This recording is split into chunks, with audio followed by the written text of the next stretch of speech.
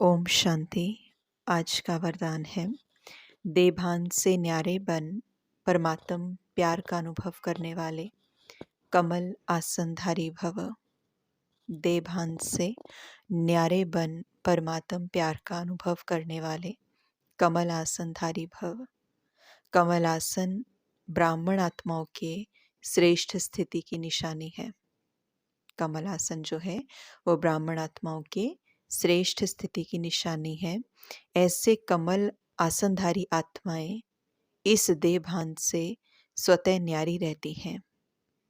उन्हें शरीर का भान अपनी तरफ आकर्षित नहीं करता।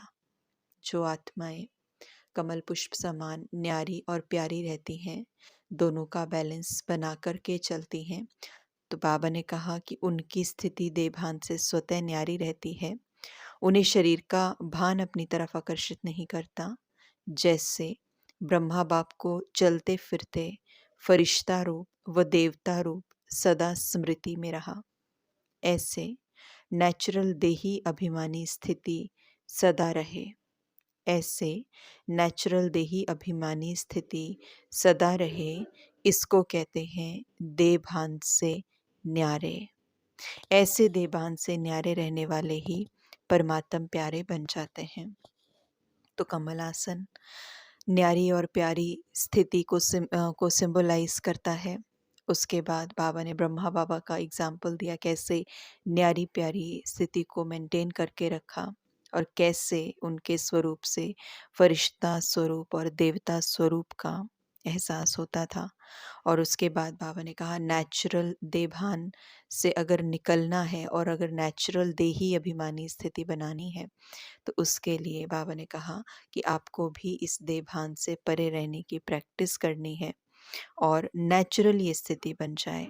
क्योंकि अभी तो क्या होता है, कुछ समय के लिए हम आत्मिक स्थिति का अभ्यास करते हैं, उस सुख को, शांति को, उस ओरिजिनलिटी को, उस अस्तित्व को हम महसूस कर पाते हैं। लेकिन पूरे दिन के अंदर कितना समय मुझे याद रहता है कि मैं आत्मा हूँ, कितना समय मुझे ये याद रहता है कि मैं आत्माओं से बात कर रही हूँ, कितना समय मुझे ड्रामा की स्मृति रहती है, कितना समय मेरी बुद्धि के अंदर जो बिलीव्स चलते हैं वो ज्ञान के अनुसार चलते हैं, जो प्रोग्रामिंग अंदर सेट हुई है वो ज्ञान के अनुसार चलती है। तो इसीलिए बहुत सारी बातें हैं।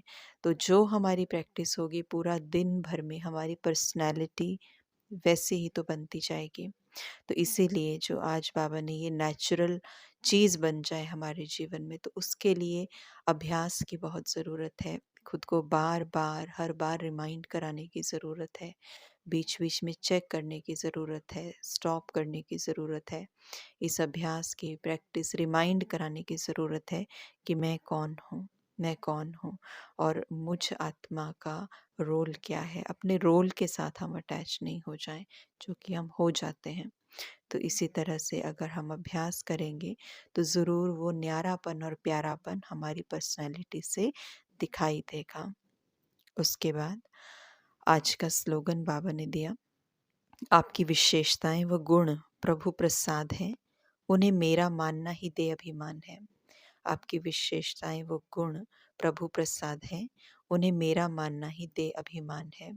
तो दे अभिमान यानी कि ऐसा नहीं खाली खुद को शरीर समझा और उसी को देभान, लेकिन देभान का एक जो स्वरूप है वो बहुत मोटे स्वरूप से बहुत सूक्ष्म स्वरूप तक जाता है। आज बाबा ने सूक्ष्म स्वरूप की बात की है। बातों में अहंकार आ जाना, बॉसीनेस आ जाना, अपने में कोई विशेषता होना, या ज्ञान के बाद जैसे हमें हमारी विशेषताओं में निखार आता है और उनको अपना मान करके बैठ जाना और उनके ऊपर अभिमान करना।